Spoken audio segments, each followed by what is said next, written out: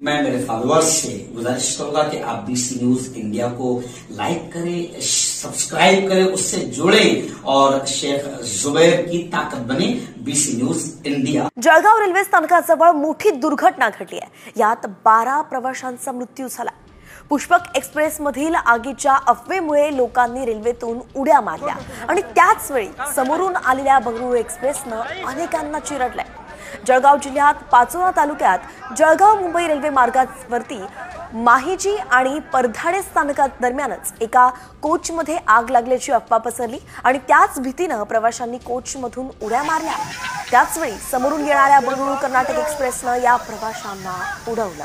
त्यात 12 प्रवाशांचा मृत्यू झालाय तर अनेक जण जखमी झालेत। दरम्यान केंद्र सरकारकडून ट्रेन अपघातात मृत्यू झालेल्यांना नुकसान भरपाई जाहीर झाली आहे। अतिशय भयंकर अशी घटना जळगावमध्ये घडली।